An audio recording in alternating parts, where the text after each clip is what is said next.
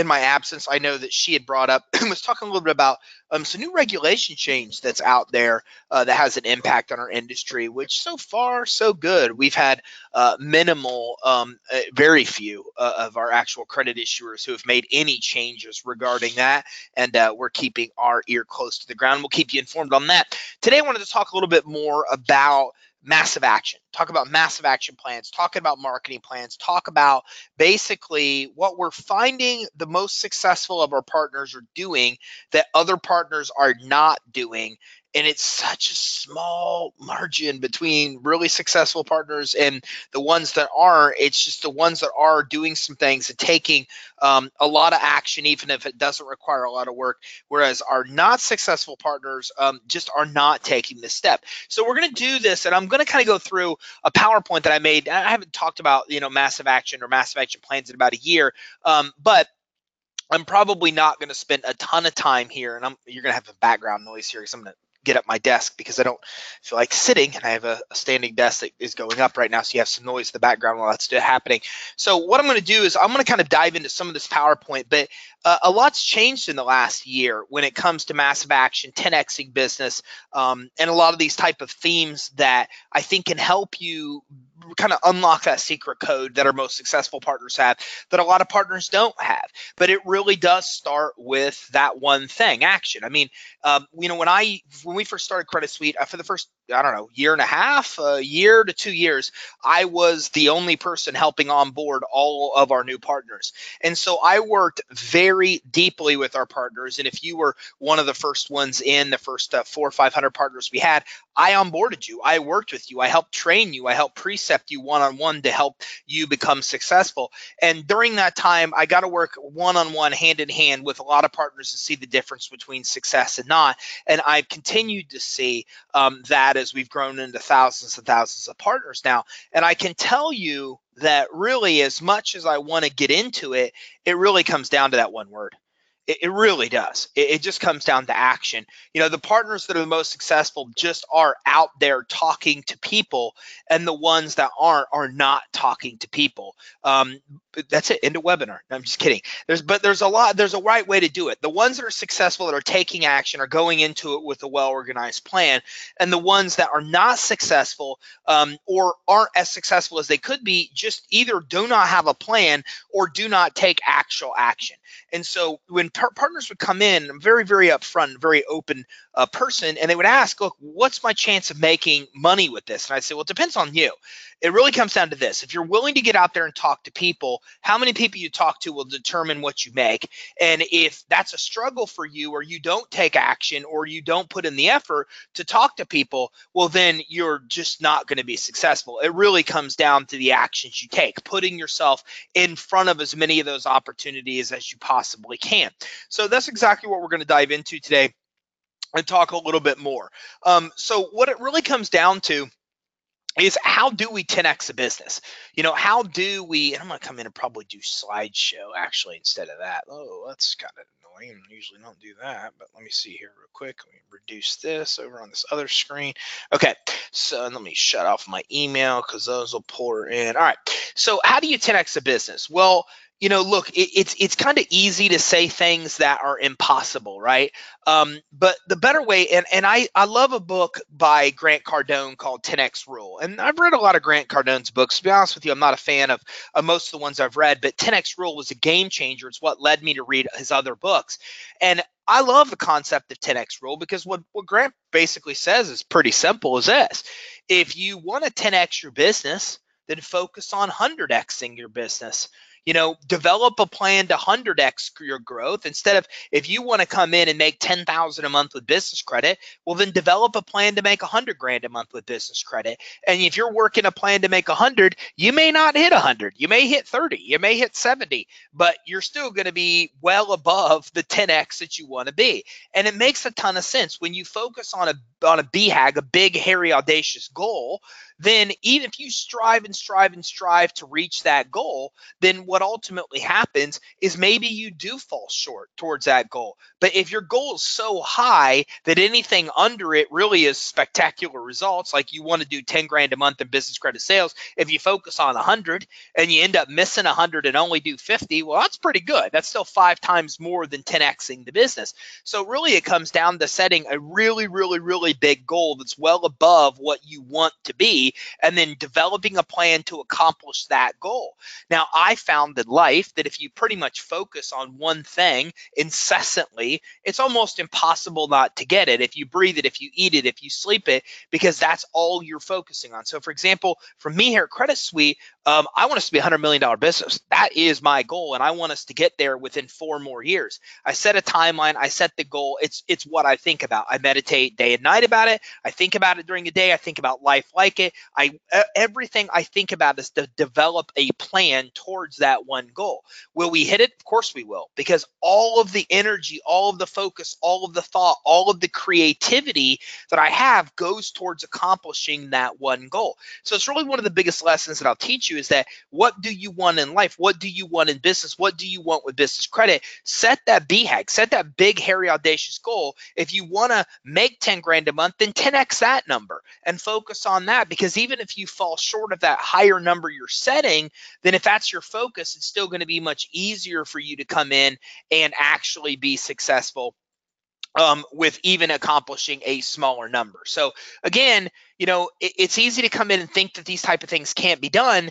But then one of the things that my mentor has taught me, Dave Freeze, is instead of thinking that way, think about what would have to be done to get there. So if you look and say, well, $100,000 a month business credit, that's outrageous. That's insane.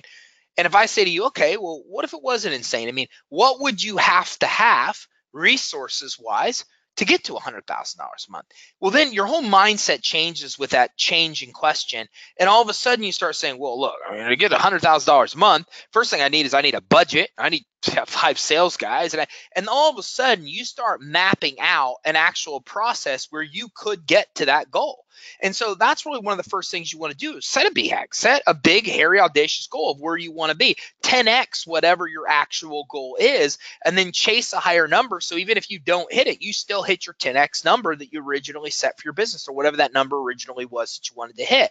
And again, if it seems so crazy, don't think it's crazy. Think about what you'd have to actually get there and develop a plan to actually be able to get in and make that happen.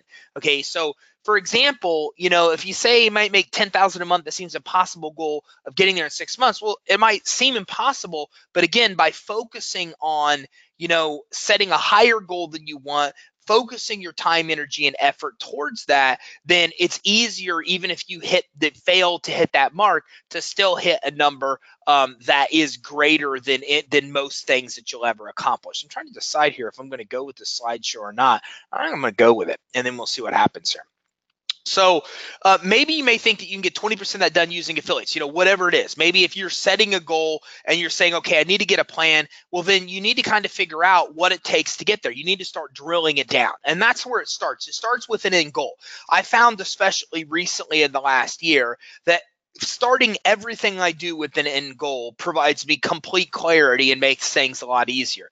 I'm an implementer. I'm an action taker. It's my superpower. The problem is that I often get a task and just so focused on getting tasks done that I rarely ask myself what the goal is, what I'm trying to accomplish with that task. And I found that when I stop and ask myself with clarity, what is it I'm trying to accomplish? What is the goal here? Then it's easier for me to be able to get to where we need to be. So for example, we have a JV webinar tonight that did not end up well. The JV's assistant did not promote it, had a lot of miscues. There was a lot of communication between her and us. And when I sent a video over to talk to the JV about this, he sent it right to his assistant because she handles everything. Well, she saw the video where I kind of addressed him having some communication problems with her, and she came back with a really detailed breakdown of how she saw everything from her perspective. And I thought that was interesting. And I pulled in our business development person and said, hey, look, this is her perspective. She said, that's not how everything went down. I said, that's the point. This is her perspective of how it did, which is different than yours. And he started to go in to put together a big response. But I said, wait a minute, what's our end goal here? Our end goal is to have a good, long-standing relationship with the JV. Going back and forth with the assistant who runs everything with him about how she might have been right or wrong might not be the right path. So instead, we came in and said, that's a great, we appreciate the feedback. Thanks for these details. Here's some questions we have. She answered the question, and we got insight to where the communication breakdown occurred. And to make a long story short, now I'm speaking to that group's mastermind this month. Now they're promoting another webinar for us this month. So when we decided that the end goal wasn't to get into a back and forth with the assistant who was right or wrong, but it really came down to us developing a long-standing relationship with the JV, we were then able to come in and take steps to make that even more effective than if they would have promoted the webinar to begin with. So you've got to start with the BHAG, the big, hairy, audacious goal, what you really want to accomplish. Then the next step of that, and this is what we see our most successful partners do, is they start drilling down how to get there, right? Okay, what do you want to do? How many have to buy to meet your goal? How are you going to promote and market to actually get that goal? So let's assume that your goal is a revenue goal. Maybe it's to do 10 sales or to do $10,000 a month. Well, how would you get to that goal? What are you going to sell to them to get to that goal? How many sales must you meet? How are you going to market that? Okay. And then again, it really comes down to developing this map, because once you do this, then all of a sudden it really becomes very feasible. If you say, look, I want to get 10 sales and you have 0 now, well, 10 sales seems like a long way away. But when you say, look, I'm going to get 2 from networking events, and I'm going to get 3 from affiliates, and I'm going to get 2 from webinars, when you start drilling it down, then all of a sudden it seems simpler to be able to get 2 sales from a webinar than trying to tackle the whole number of, for example, looking at the total of 10. So maybe you fail. Maybe you only hit 50%. Maybe you don't hit that goal. But this is the beautiful thing about figuring out what you really want and then 10xing that goal. Because even if you don't hit the 10x goal number, you still probably have made well more than what you ever thought you could. So I like to spend a lot of time studying companies that have just absolute ridiculously substantial growth. And not even the public companies like Facebook, but the smaller private companies that really rule Inc. 500's list and et cetera.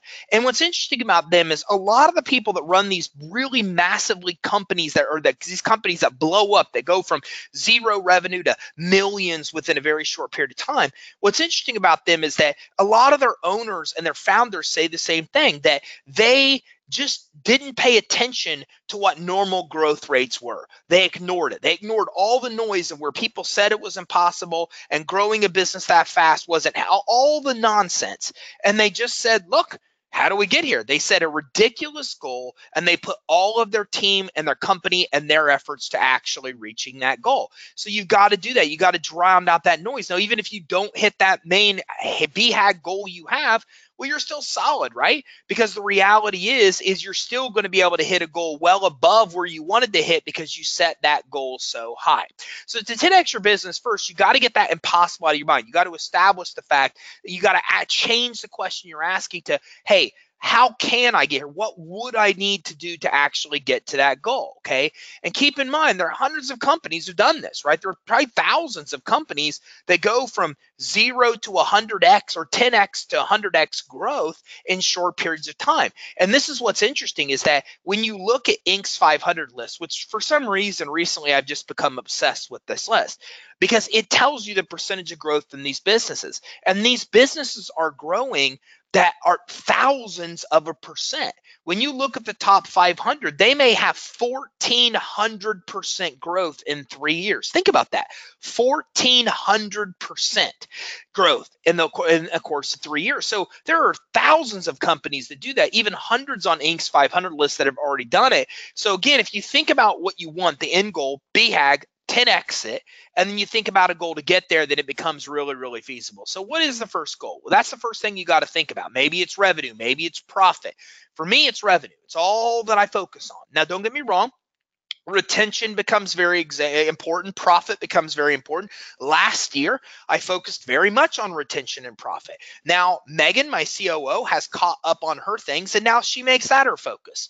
My job is to make it rain and get sales in the door. Her job is to make sure that those customers are there, happy, have a good experience, and stay there. So you've got to kind of decide when you are where maybe a lot of you are, you're solopreneurs. You might just be the only person there. So you've got to find the number, the goal that you want to hit, the number of sales, the revenue, the profit. For me, I found revenue makes the most sense because it's something easy to focus on. If I say, look, and this is what I've realized. Look, if we are going to do $100 million in 5 years, then we have to be able to double year after year to get there. That's what I figured out is, look, we got to get from 6 to 12 million, 12 to 24, 24 to 50, 50 to 100. So now my only goal this year is to double what we did last year. That's it. Nothing else exists in my world beyond the number that I have to get to double where I am this year. So when you focus on one goal, it's really simple because everything you're doing is driving towards one goal. And I find a revenue goal is a great way to get to. If you focus on a revenue goal, it's an easy number. You can easily track it. You can easily see what it is. And again, it's easy to come in and determine from there what you want your goal in future years to be. So setting a goal of X revenue makes sense as a starting point. If this is your goal, the question is how much do you want to make in revenue? Okay. So once you know your end goal, next you need to set up a path to accomplish that goal. Now, again, I'll actually throw something else in here. You want to set a date to the goal. When do you want to accomplish that goal? That's why I like revenue. It's really simple. I want to do this much in business by the end of this year. That's an easy goal, and it comes down to a goal with an end date. So I want to do $1 million in sales by the end of 2018, by January 1 of 2019. That's an end goal, and you also want to come in and make sure that you have a time frame of when that's going to actually end, when you're going to reach that goal. Next, you've got to set up the path to accomplish that. So you've got to then come in and you've got to start mapping out the steps to get there. Now, this is, again, something I found because I'm very big on energy. I'm very big on what you focus on your mind is what you can create in your reality. That's what I believe. I've studied this for years and years and years. I've seen more than enough evidence to believe it. So again, once you focus on one goal, I'm going to do $1 million by the end of the year, $1 million by the end of the year, then what happens is your brain starts to look for all these other things and present all these opportunities you typically would have overlooked, okay? And this is because of something called the RAS, the reticular activating system in our brain. And to show you how this works, it's pretty simple.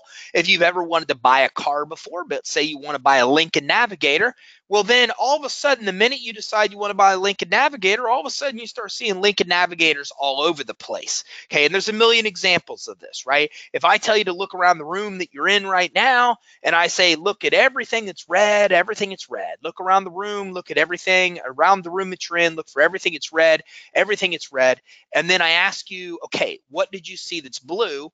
You'd have to look again, because when you focus your mind on one thing, your mind starts to look for that thing that you're focused on, okay? And this is why all the experts on this say, look, if you think negative thoughts and focus on the stuff you don't want, well, that's the crap that happens in your life because it's where all your focus is. So you always want to focus on where you want to be. So once you start focusing on the end goal, then it becomes easier for you to start mapping out the steps to get there and recognizing the opportunities to get there, because again, your subconscious and conscious brain are all focused on getting towards that one goal. So that's why it works so well. If you tell your mind that you want X and start thinking about how to get there, you'll think about all different types of ideas that you've probably never thought of before to make it happen, okay? If you don't already, you need to set aside creative thinking time. I'll tell you, one of the best things I learned in 2017 was called a vacation, which is an interesting concept that I hadn't learned until 2017 because I love to work. But what I realized was that I finally took a week off in insistence from my wife to do so. And the kids went and played sometimes, and I spent a bunch of time studying and learning. I read 5 books that week, and I still spent a lot of time with them as well. And it was amazing because being able to focus on high level details instead of other smaller details helped me do a lot of high level thinking of ways to get to our goal. Now, a lot of you solopreneurs, smaller businesses, I could never do that for many years. But don't take an actual day or a week. Take a day, take a half a day, take a few hours in the evening. Set aside this time where it's creative, high level thinking time. Perry Marshall just had a great conference and he talks about this. And he says, you need to look at tasks as dollar tasks. Is this a $5 task, a $10 task? Is it a $100 task, a $1,000 task? It is a $10,000 task. Your life and business needs to be doing as many $10,000 tasks as you can with your time and not $5 tasks. Now, unfortunately, when you're starting a business and you're a solopreneur, you're doing it all. You're doing the low level task, you're doing the high level task. But again, the high level $10,000 tasks, those are the times where you're actually coming in and you're thinking. You're actually having time to process these ideas and start grabbing these ideas to be able to map out this actual plan that we're talking about. So you can only do this if you're clear about what that end goal actually is. Now, I found that having one clear goal that all others feed off of is the easiest. And again, this is what I mean. I've realized if Credit Suite can get to $100 million in 4 years, well, everything I could also possibly want in life comes into fruition, which I've also realized that there's really not a lot of material things that I really want. I guess I just don't think that way. But I've realized that that is the case. That look, my family could have the financial means, and everything I'd ever possibly imagined in life feeds off of that one goal. So that's again why I like a revenue goal, because it's one thing. I don't need to focus on getting a big house or a big this or this. I just need to focus on that. If I could focus on that and accomplish that one goal, then everything else I want also comes into play under that. So again, that's why I found that one clear goal becomes important, and then it becomes important to become obsessed with that one thing and pretty much nothing else. Look, I pretty much have two things in my life: getting us to $100 million and in the time I spend with my family. I don't have time for almost anything else. My entire life is dedicated to that goal, because why not? If we are going to get that in 4 years, well then, hey, I have to dedicate 4 years of my life to blocking everything else out except for getting there, and of course except for spending time with my family, because that's important. My parents worked all the time. They weren't around as much for my sister and I am so lucky to have had them done that for us. But as a kid, you grow up as an adult, you want your kids to have the things you didn't. I want to be around as much as I can for my kids, because my parents worked so hard that they weren't able to. It's one of the reasons I wanted to own a business. Okay, was to be able to carve out the time when I actually have time. So again, I'm obsessed with that goal, and that's exactly where you should be as well. So for example, if you think about the goal of revenue, my 10x revenue, you can get the other things you want: the car, the home, everything else that comes after it. So of course, just earning the revenue isn't enough. You got to consider opening another account to put your profit into as you grow, and keep it out of your expenses account. This is something from a book called Profit First, and I will tell you, it is an entire book on one of the simplest principles I've ever seen, and I've been through it twice, and it was an absolute game changer for me when I got there. And what it is that you basically take your profits out first before you do anything else. Okay, and that's what it comes down to, is you got to pay basic expenses, and there are things like that you have to pay, but you need to take money and put it into account. You do not touch that. That is the profit of the business that you eventually will distribute part of that to yourself, if not all of that. And then make sure that you have that secondary account that you start moving money into that's untouched. Why? Because we all know how it works, right? We all conform to the money we have, right? If you make an extra 10 grand, well, let's look where you are now. If you make 5 grand more now than you ever have in your life, then ironically, you still seem like you don't have money, right? You spend that 5 grand. So that's kind of the way that it is. It's the same way with time. If you free up a bunch of time, a bunch of other stuff consumes the time that you freed up. It's just kind of the way that life is. The time, money, it just kind of expands to whatever you have. So take money and put it aside, right? Most people that are successful savers have money come out of their paychecks before they ever even know it's there. It's taken out automatically from their pay to their 401k, etc. Do the same thing with the business. That will help you get there, help you get to your financial goals as well. If you don't do this, you're going to spend that money. It's as simple as that. You're going to spend your profits, and you're going to be sitting there going, why don't we have money? And that's not what you want, because it makes it harder to get financing, makes it harder to get investors to sell the business, and it also makes it harder for you not to have a chunk of money to take out at the end of the year that you should be able to if you're setting your profits aside first, okay? And Gary's saying, what is a JV? A JV is a joint venture.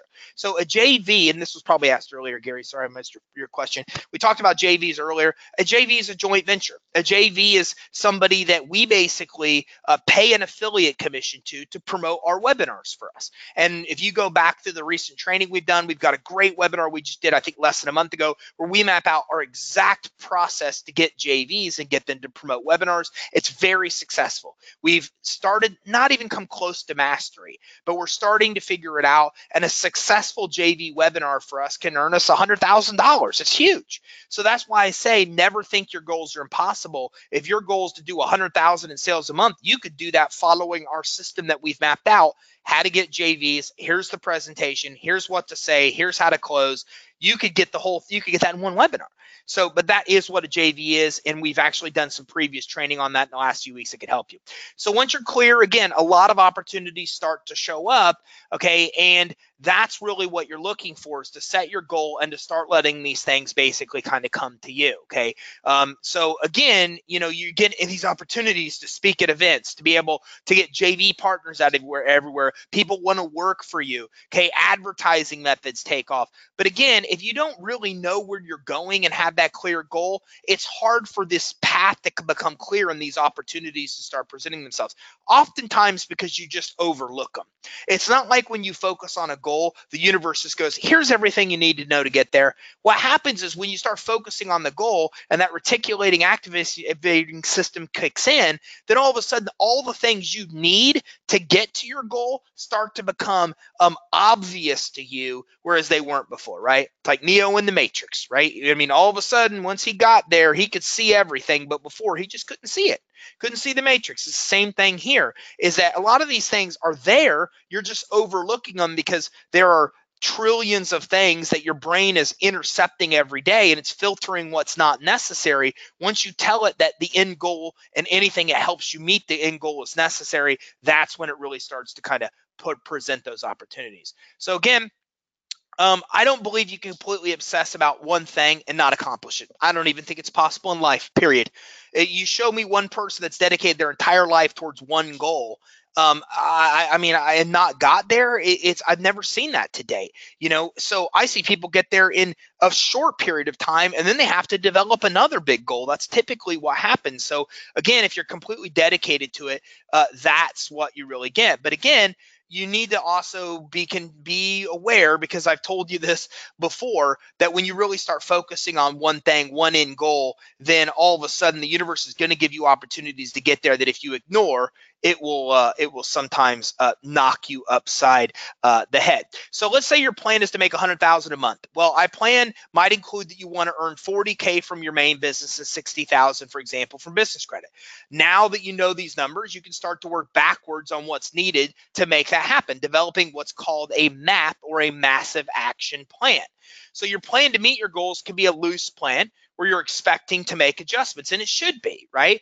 Okay, it always drives me crazy when anybody asks me to map out a 5-year plan, because I don't think that way. My brain will not process that. My brain works in small increments, small chunks. I have to take things on and really chunk it down to small elements of what am I going to do this month? What am I going to do this year? So again, you've got to develop loose plans because they're going to change. Last year, doing JV webinars was never part of our growth plan. It was never even on our radar. And then we had a sales manager come in that got us booked with the first JV. He said, hey, you do webinars. Why don't you do a webinar for this guy that I just brought in, and he'll promote the webinar for us? I said, I don't know. Let's try it out. We did 128,000 in sales. That was undeniable. I'd never seen it. It changed my entire focus on everything and perspective, because all of a sudden I realized we could take what you and I have, business credit, the finance suite, we could present it to a cold audience that knew nothing about us, had never gotten our emails, didn't know me, didn't know the company, didn't know us from Adam. And all of a sudden, in 1.5 hours, we could teach them what business credit was, the benefits, how it worked, how the basics of building it, show a finance suite demo, go in for a close, and all of a sudden make over $120,000 in sales in 90 minutes of going from people that didn't know us and taking them all to a point where they were going to spend thousands. What I'm telling you is that anybody can do that. You could do that. I did it. These people didn't know who I was. They don't follow us. They don't see our YouTube videos.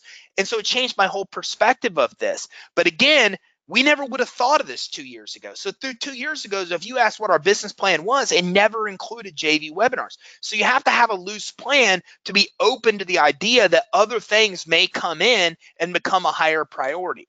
Now, your plan is a guide to get you to your goal, but in working your plan, some things will work out as planned and some things aren't, right? Isn't that the story of business? The things that we think are going to be the easiest sometimes prove to be the most challenging, and the things that we delay because we think they're going to be a nightmare to deal with sometimes be the easiest things that we deal with. So again, some things on your plan are going to work out, some things aren't. Some things you think will be effective will not be effective. We used to have a position called the account executive position, and the account executive position just went out. They were paid commission only, and they basically went out on the streets and got affiliates for us on the street. That never proved to be successful. So again, that was part of our growth plan. It failed. It never proved to be successful. We do more things that fail than prove to be successful. We're doing one right now that's failing. Podcast advertising. Never done it before. Thought it might be good. Podcasts are blowing up. We're trying it. I might report back in 2 months and tell you it's succeeding. But so far, after going through and doing all of our advertising spots in May, we've made no sales. It's done nothing but cost us money. So again, we do more things that fail than succeed. You hear a lot of our successes because we come on and say, hey, we found something that works really well. Here's the exact steps to do it. But you rarely hear of our failures because if it fails, we're not going to come in and teach you how to do something that fails. But the reality is we spend more and do more on things that fail that we have to mark off of our list of helping us get to where we want to be than things that actually succeed. So these are things to keep in mind. Now, one marketing method may be hyper successful, but again, another one may fail. And then that's what you have to look out for. And you have to be very good at, still manipulating and fine tuning and trying to stick with some of the ones that don't work out.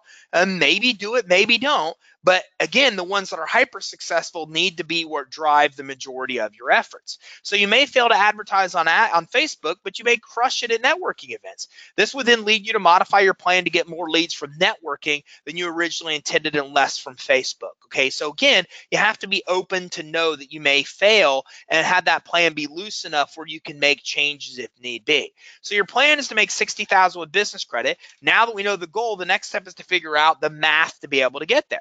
So let's estimate that 70% of this you plan to get from sales and another 30% you plan to get from funding. Right? Let's say you're an executive client with us, our executive partner, and you plan on getting 30% of that money from funding that your clients get, funding commissions, and 70% comes from actual sales. Well, 70% of 60,000 is 42 grand. That's the numbers, right? We started by this and we said you wanted to make $100,000 a month. You wanted a $1.2 million business. We're just making up numbers, right? So then we said, well, 60,000 of that's going to come from business credit, the finance suite.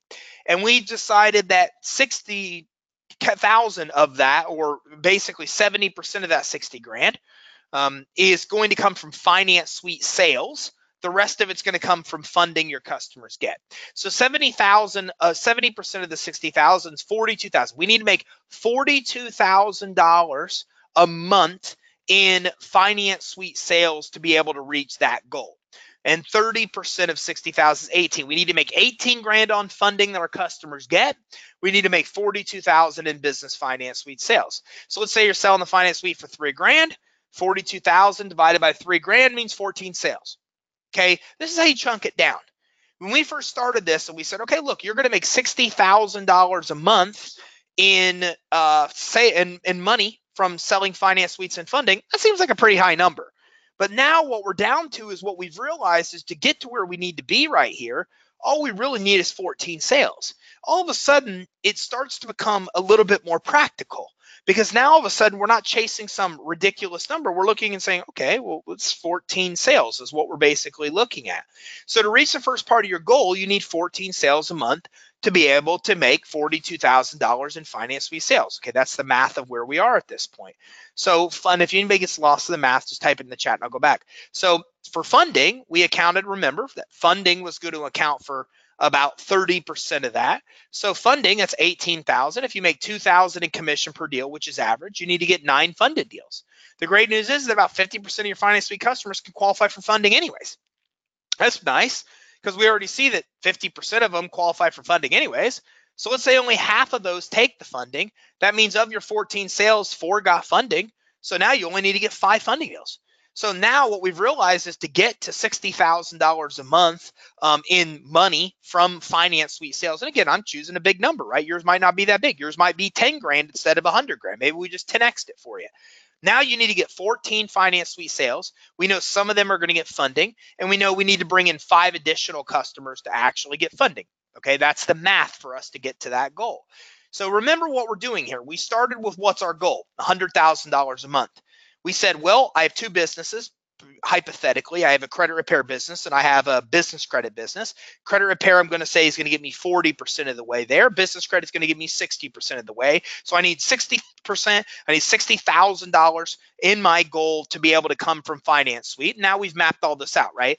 We've mapped out that 42,000 of that's going to come from Finance Suite sales. 18,000 of that is going to come from actual back-end funding. Okay, so now we've narrowed that down into deals. 14 sales and 5 funding deals. So to make 42 grand, you need 14 customers. To make 18,000 in funding, you need an extra 5 customers. So to get to that goal, okay, you're basically going to need 19 customers. Heck, let's just round it up to 20. Just for this example, let's just say, in order to get to the goal of making 60,000 a month with business credit, you need to have 20 customers a month. So to make your 60 grand, you need to have about 20 customers per month to buy or come in for direct funding. So all of a sudden, an impossible goal of 100,000 a month in revenue became a lot more simple.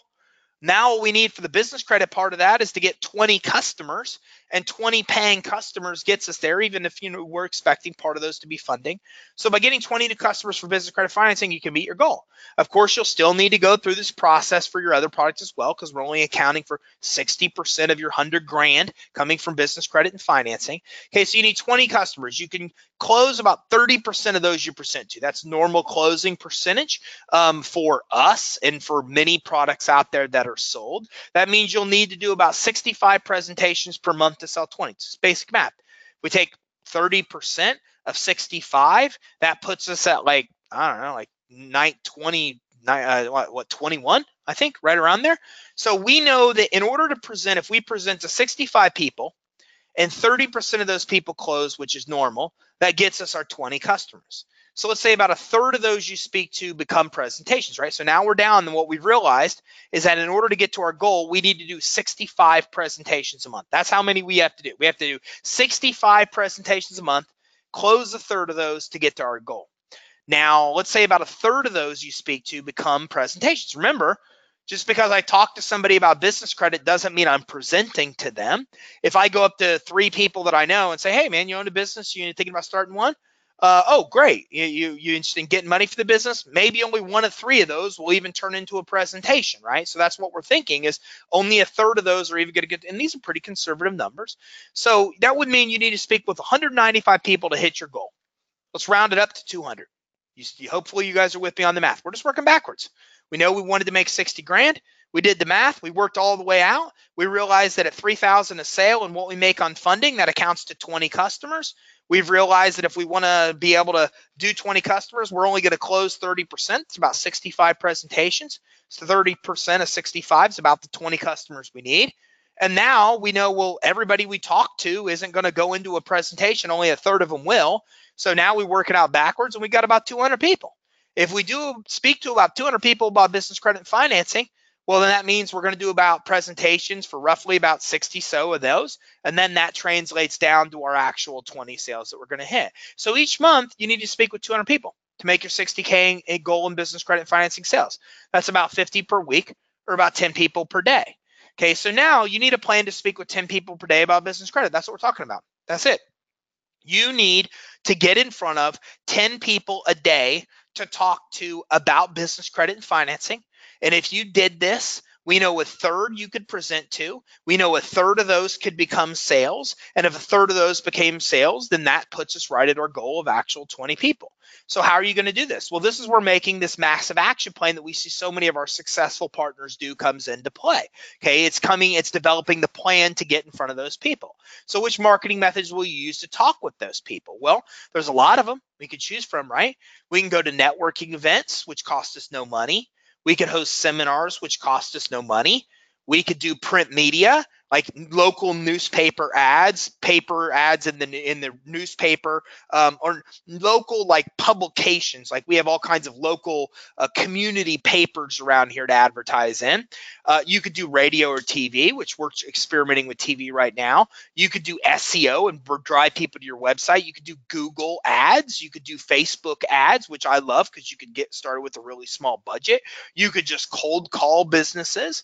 You could come in and do what JV relationships, which we just talked about, joint ventures. You could do text marketing. You could get a list and text market, or go in magazines or Craigslist or yard signs or canvassings or affiliates. You could do podcasting, webinars, live video, radio, TV, a radio show, LinkedIn. I mean, if you go to your partner training section and you look at SEP 7.3, you'll see we have tons of different training on different ways to advertise. These are just some of them. So which do you choose? Well, you choose what works better for you. What do you like? What are you most comfortable with?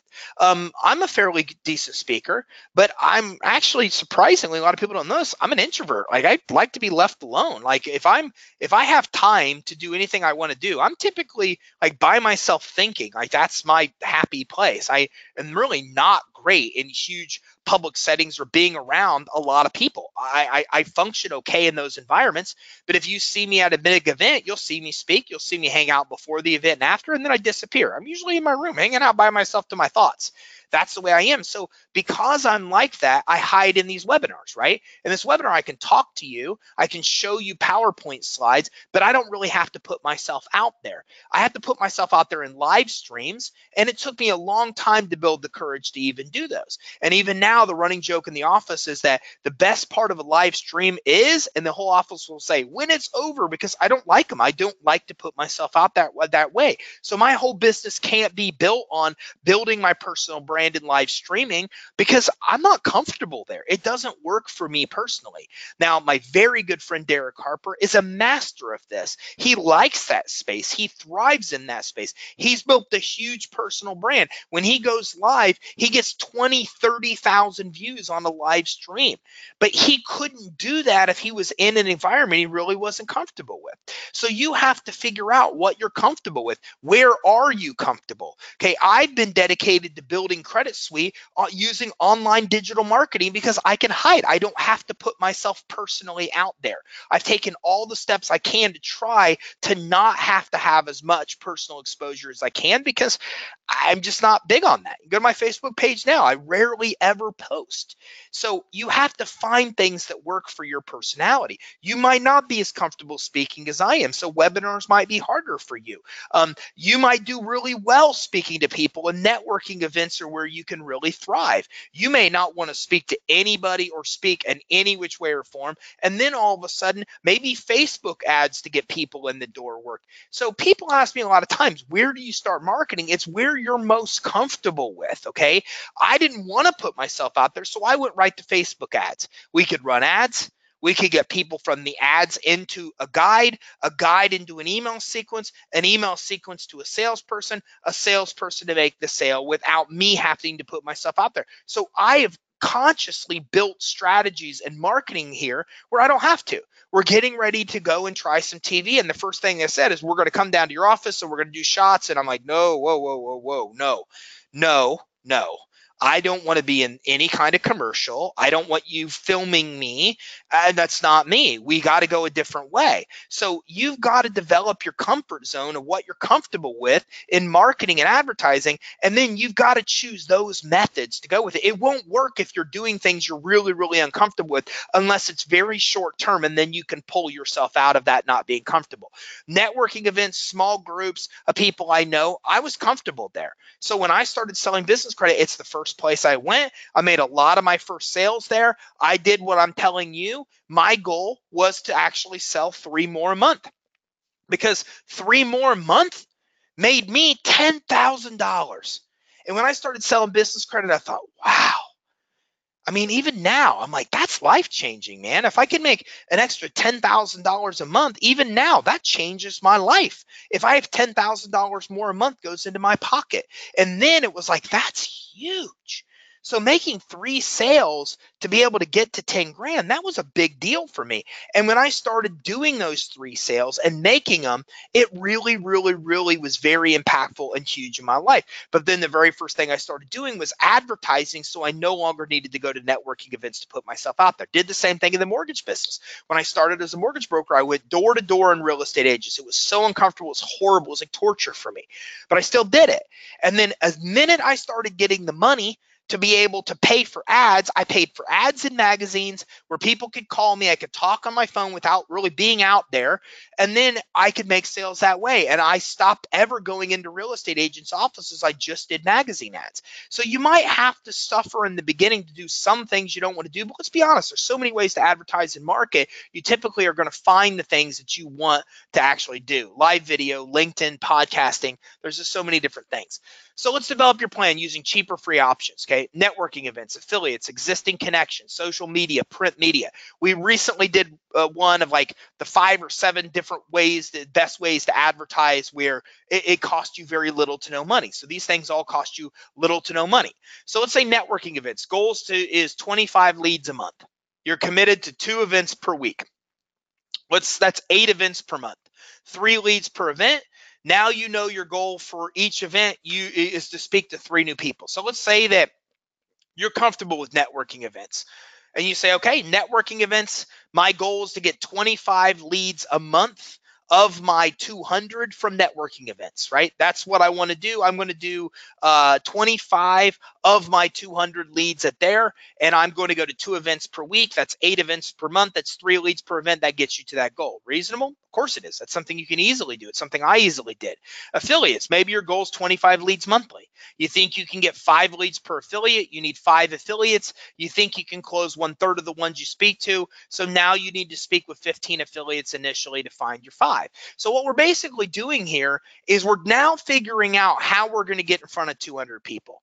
We know we need to get in front of 200. How are we going to do it? We think we're going to get in front of 25 at networking events. That's a really low conservative number. It could be much higher. We know we're going to get 25 from affiliates. So we're piecing together the 200. Existing databases, 25 leads. Okay. Social media, we're going to get 25 leads. So you can get those by posting and messaging daily to talk with 100 people. I mean, again, what is your method that you want to do? My wife is huge on social media. She's social. That's her personality. She's like just social. So she's Instagram and she's Facebook, and she posts more in a day than I'll post in 2 years because that's just what she does. So if she had to come in and make sales, the first thing she would be doing is using her social media following and all of her friends there to be able to do it. So again, this all comes down to the strengths of what is your plan. Now, in this case, we have the plan, right? 2 networking events weekly. Talk with 15 affiliates to find 15 solid ones, then maintain those relationships. Post 3 to 5 times daily on Facebook and message anyone interested. Send 2 emails weekly to our database and talk with all new customers coming in. Now, again, this doesn't have to be your plan, but all we did basically was we just said, okay, how do I get in front of 200 people? How do I get in front of those 10 people per day, Monday through Friday? Well, how do you get in front of 10 people? Well, one easy way is go door to door and knock on 10 doors. You could do that in one day pretty easily. You could go to one networking event. So now we're developing the plan to get in front of those 200 people. Here's a possible plan, right? We're going to post on Facebook. We're going to email our database. We're going to get some affiliates, and we're going to go to some networking events. Now you're going to stick with this plan and you're going to make your money. Boom. That's it. That's what it comes down to. But remember what we talked about. Maybe this won't work. Maybe you suck at affiliates. Maybe nobody likes you and wants to be your affiliate. Maybe that completely bombed. Now you either need to make more contacts using one of your other methods, or you need to replace the affiliates with a different method. Remember, it's ever changing. It's ever evolving. What you're going to do is going to change through time. So you've got to be able to evolve. So you got to stick with that plan till you hit the money, modify the plan to adjust your numbers accordingly as well. Now, so let's go. First, decide what you want. Figure out what it takes to get it, right? So we figured out in this case that we wanted 60,000 in business credit sales, and we figured out the math of exactly what that was to be able to come in and get it. Okay, then we put together that actual plan. Okay, we know we need to get in front of 200 people to make the money we want to make. How do we get in front of 10 people a day? We chose 4 different ways that we were going to do it, and we broke down and did the math and said those 4 different ways are going to be able to get us there. Then work and modify that plan to make it happen. Okay, now you got to keep visualizing this. So you got to visualize your success with meeting your goal. Okay, you got to continue to do this every day. Me personally, I meditate twice a day. I meditate in the morning, meditate in the evening. It's the first thing I think about when I get up. It's the last thing I think about when I go to bed. And I have an internal rule that whenever I walk into my bedroom to go to bed, I shut off everything to do with work the minute I cross the threshold of the bedroom. And at that point, all I'm allowed to think about is where I want to be. I'm allowed to think about the future of where I want to be, visualizing myself living in the house I want, the car I want, whatever it may be. So again, that's just works for me. I do this also when I'm taking a walk. I take a walk every morning and I do 3 things on my walk. I, one, appreciate what I have. I also come back and I repeat the same thing over and over and over, which is something Tony Robbins talks about doing, and a lot of other experts, such as every day, every way, money will come to me. Okay, and then the third thing is I then plan out and think visually about where I'll be in the future. So I have organized 3 times a day where I focus solely on where I want to be and those images that represent where I want to be. And I think about it through my day as well. You got to do that. You got to constantly keep focused on that goal. Okay, it's very important. You got to try to dedicate, again, time in the morning before you go to bed. Okay, it's the way it is. I get in so much trouble with my wife because she thinks I do bad things because she watches bad TV shows before she goes to bed. And then she wakes up, she's like, I had a dream you killed me last time. I'm like, it's because you're watching that murder show before you went to bed. You know, kind of links two together. What you think about before you go to bed will carry off, and a lot of studies show this, into what you're thinking about in the night, what you're dreaming about. So try to get yourself started and ending the right time of the day in the right mindset. You got to program that mind to have that desired reality. Use an affirmation, which is something I said that I do every single day when I go for a walk. Okay, go for a walk every day, saying every day in every way, money will come to me. Yes, health will come to you, whatever it may be. Again, something I learned from Tony Robbins, and he learned from somebody else who he obviously doesn't name because he never does. While doing this, breathe in 4 short breaths, 4 short out breaths. Again, affirmations, you don't have to learn this from me. There's plenty of information out there about affirmations. I believe in affirmations. And I've seen some cool YouTube videos as well with like a little girl standing on the sink doing her affirmations and stuff like that. So I think affirmations are a part of the way to get your mind there too. Don't be excuses. Look, it's easy to make excuses.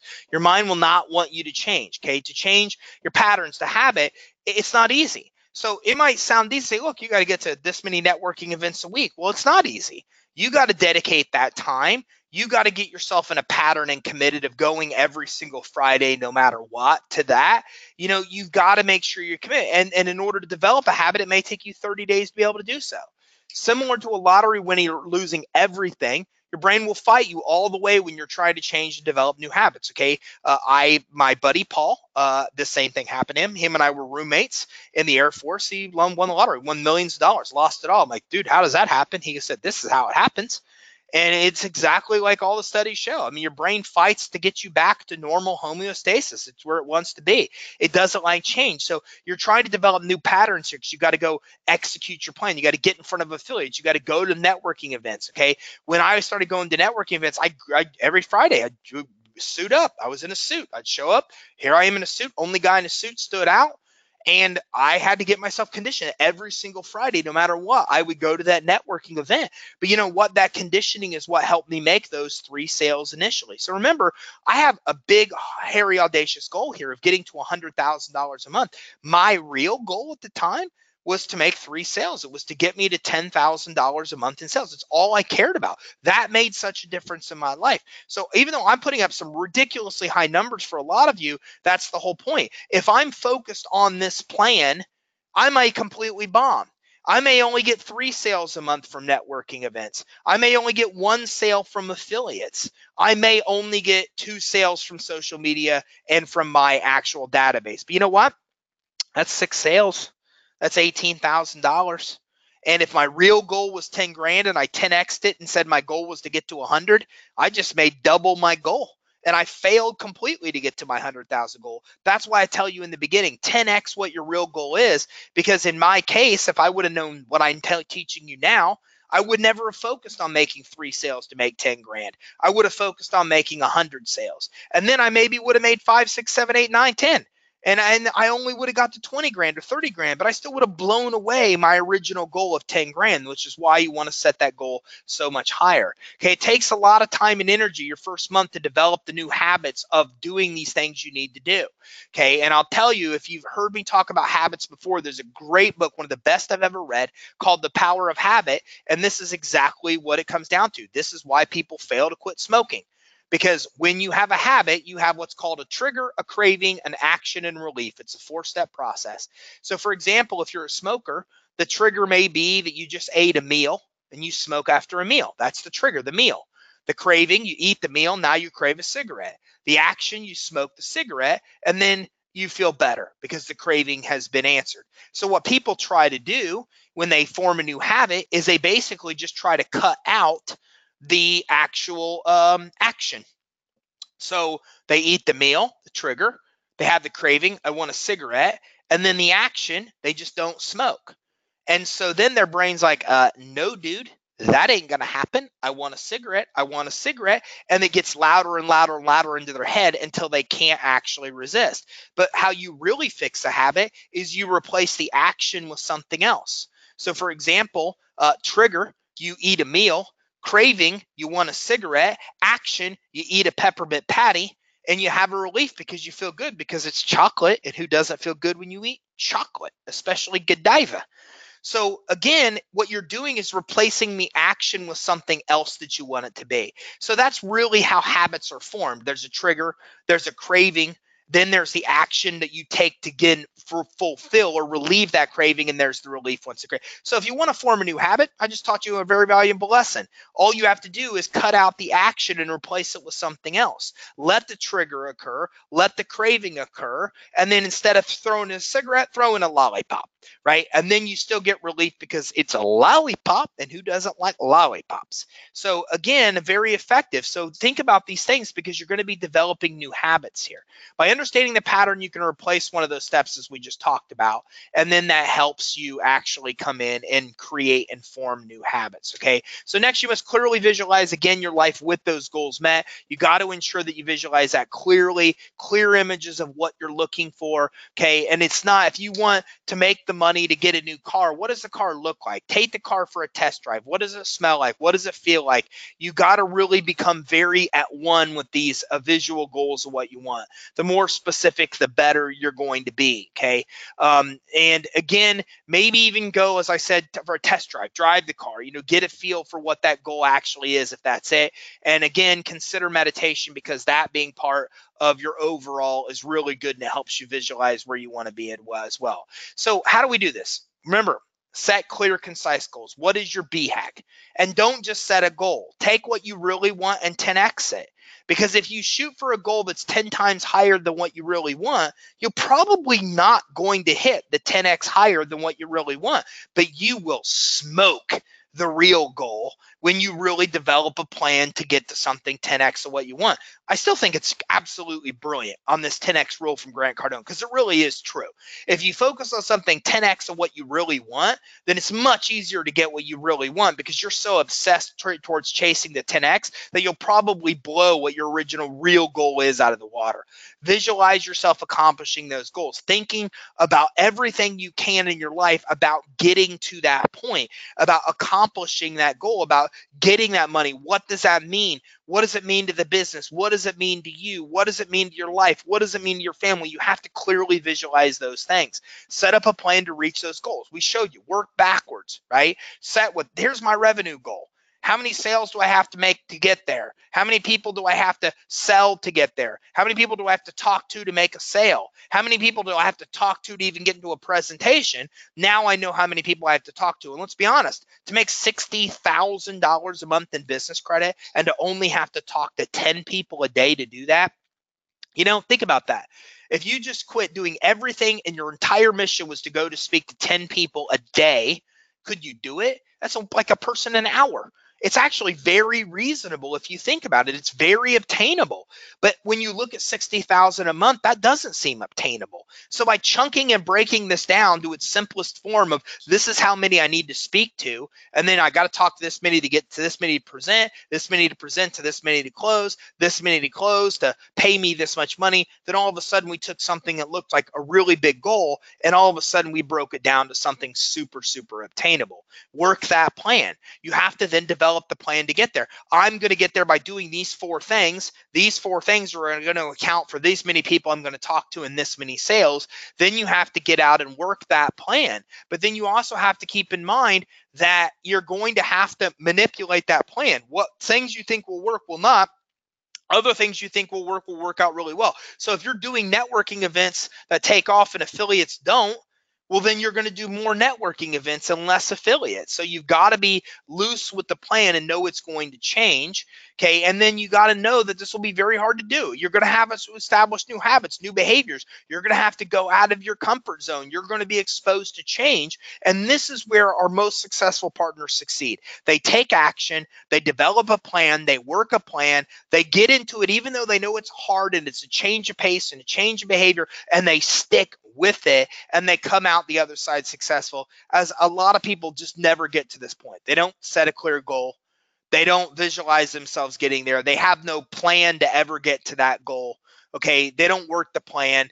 And I mean, think about it. If you're trying to, take a ship from one place to the other and you get out there with no map of where you're going, you're never going to be able to get there. So every step that I'm mapping out for you is where our partners fail. One of these steps along the way is what's preventing them from reaching massive success. Don't make excuses and keep working towards the goal. Keep visualizing yourself getting there. This is the formula, the code that we see our most successful partners reach and follow to be successful. I was there for about the first 400 to 500 partners that we signed up. The ones that succeeded followed the same code. I followed the same code to get to where I am now. Okay, so I've seen this work, and I've seen thousands of other partners come in since I was there enrolling everybody that have also come in, and I've seen the fraction of those that become successful, and I've seen the fraction that never get started, and I've seen the fraction that get started and abandoned quickly, and it's usually because they didn't do one of these things. They didn't clearly know where they were going. They didn't visualize themselves of getting there and set a high enough goal. They didn't develop a plan to get there. They didn't work that plan. Or when they did start to work the plan, they quickly abandoned because it was an adjustment. It was getting them to do something they weren't comfortable doing. It was changing behaviors and changing patterns. And they made a bunch of excuses and abandoned and went to something else instead. So again, this is very, very successful. As I wrap up, I want to kind of tell you about Lucy, because Lucy called and we talked to her the other day. Lucy Britton, I consider a friend of mine. She was one of our partners that we enrolled in the beginning, and Lucy has 10 kids. 10. She makes fun of me all the time, calls me a lightweight because I only have 2 kids. And she went into labor. What happened was when she had her 10th kid, she knew she needed money because she was going to be out of work for a while. She remembered she signed up to sell business credit and had forgotten about it. And then she's like, how do I make money? I want to make, and I don't remember what the goal was, but she had a certain amount of money she wanted to make in a certain amount of time. And she did her math, looked at things and thought, well, this is the finance suite's the easiest way to get to the money she needed. So she went and she did a seminar. She hosted a seminar for free. It cost her no money. And during that seminar, she actually made $25,000 in sales during the one event. And what was cool about that event was that she went into labor on stage with her 10th baby, and somehow still managed to close it out and walk away and make like $25,000 in one shot. And I love that story, Lucy. And I'm thinking about that because Lucy actually called in today and she's ready to get re-engaged. She's done a bunch of stuff. She's ran for political office, and her and I've stayed friends. She's from Indiana. I'm from Indiana. And if you're interested in that, you can go back. Lucy was years ago, 3-4 years ago, that we actually had her on the webinar where she told her story. If you go to 7.3 in your partner training, in the partner training, you can get the downloadable guide. And if you go into that guide and you find the links for seminars, Lucy was one of the first seminars there that we did when she taught how she did her whole seminar and laid it all out. And you can hear her story. But I think about that. Here's somebody that came in and said, I have a clear goal. I need to make this amount of money before this time because I'm going to deliver a baby. She developed a plan to get there through seminar. She came in and did a seminar she'd never done before, talked to people she knew that had worked her plan, got a bunch of people there, not even a huge amount of people, executed, took the steps, visualized herself being successful, and came out with a good chunk of money that got her through that time that she delivered the baby and went through the recovery. So pretty cool. And I just thought about her today because she just called in. So very effective, guys. If you do this, I assure you, this is some of the best lessons I've learned to be able to get to those goals. This is the formula. This is the code that our most successful partners use and that I've used personally. And it's a code that can work really well for you too if you guys are using it. So if you have any questions, go ahead and type them in the chat box, and then I am going to wrap up. And again, if you want to hear Lucy's story, which is awesome to hear, you can go into step 7.3 in your partner training in the finance suite. And in here, there's a downloadable guide. If I go here to, let's go to partner training and type in any other questions here because I'll wrap up after this if I don't see any other questions. And if I come in here to partner training, I come into step 7. I go to step 7.3, volume marketing strategies. And when I do that, I then have a downloadable guide. I click here, and this has all different kinds of training on all different kinds of things. You could come here to selling on seminars, which is one of these, hosting seminars.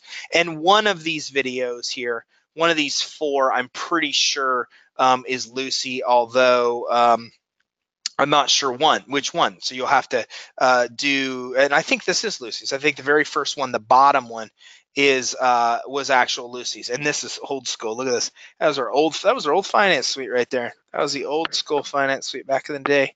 So anyways, that's where you find that, and you can listen to Lucy's story. It's pretty cool. And I think my number's right with how much she made. It might have been higher, but I'm not exactly sure because it's been a while ago. Okay, so thank you guys very much for coming in. Any other questions? May unrelated, but we found a sweet spot for pricing. Credit Suite. Yeah, Gary, it's a great question. We find that the best place to price is $2,500 to $3,500 when you're selling the finance suite. And again, I think if you go through the partner resources here in the partner training that I'm in now, if you go through what you should, I think one of these, getting set up initially, I think we even talk about pricing your suite too.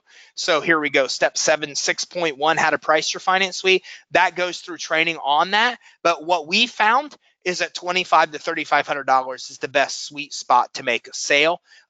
When I sold it myself, our old system where it was so antiquated. I knew nothing about the financing and what was possible. I was selling it for over $3,000, so it should be more than obtainable with the new system and everything. And that's on average what we sell our partners sell for. We do see that they sell it for more, but they offer another layer of servicing, another layer of coaching. So we have partners sell it for $5,000 on the high end side, but they are offering additional coaching and stuff like that, and doing some more of the work for the customer, things like that. So hopefully that helps you, Gary. No problem, man. Thank you. So thank you all for coming in. If you guys have any other questions, reach out to us, support@creditsuite.com, support@creditsuite.com. You can also come in and click chat or give us a call one day. I'm going to remember support's phone number to be able to share it with you on here. The day will come, maybe. So chat, email, give us a call. We're here to help you be successful. Anything we can do, please let us know. Thank you all very much. Hope you have a great day, and I look forward to talking to you next Tuesday at 3 o'clock Eastern here in our weekly coaching webinar. Thanks, everybody. Have a great day.